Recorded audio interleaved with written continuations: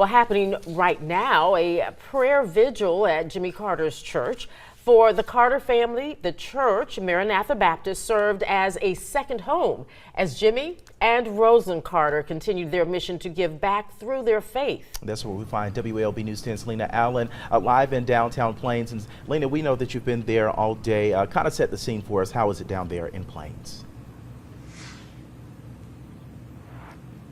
Right, so there's several symbolic tributes around Plains, flags at half-staff. You can see here behind me, I don't know if you can see, but there's some ribbon on the Plains storefronts here in downtown Plains. And then also I've seen wreaths made out of cotton, all to pay tribute to former President Jimmy Carter. And of course, a lot of people from everywhere are coming here to also prepare to say their final goodbyes. When we talk about Jimmy Carter, he has a lot of achievements. Some argue that his biggest achievement is establishing the Carter Center. Here with me now is Miss Karen Ryan. She's a representative of the Carter Center. Thank you so much for being here with me today. Thank you for having me. Yeah, just a sad day here. Can you talk about what this loss is going to mean just worldwide, specifically to the Carter Center? Sure. Well, of course, there's it's not the same without him.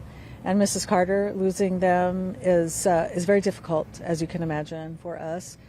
But you know, what they represented, the integrity, the humble leadership, people really relate to that, and so they still come.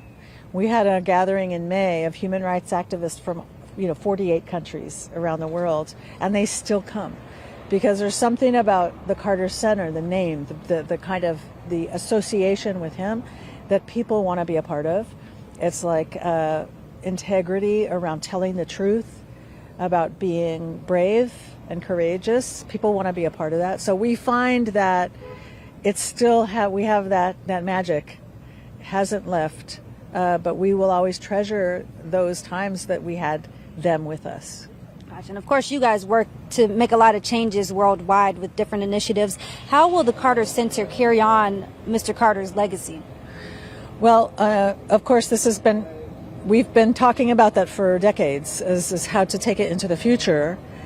And, he would always say to us, that we're right here in Plains, it's important to say this, that he would always tell the story, President Carter would always tell the story, that his high school superintendent from right here in Plains, her name was Miss Julia Coleman, and she would say, you must cling to unchanging principles, even in changing times.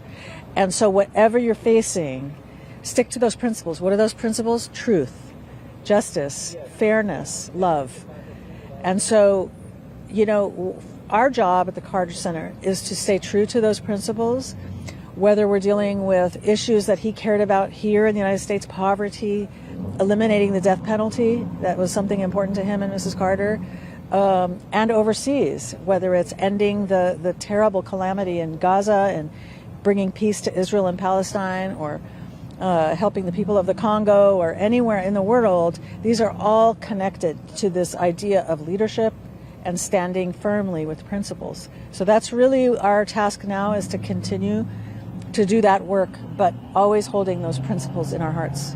Well, I want to thank you so much for joining me just to share the message of the Carter Center and how Jimmy Carter's legacy will continue on in that. Thank you so much. Thank you. And of course, we'll continue to share all the tributes that will be happening here in Plains with you throughout the week and throughout the day. So definitely stay with us on air and online. Live in Plains, Lena Allen, WALB, your hometown news source.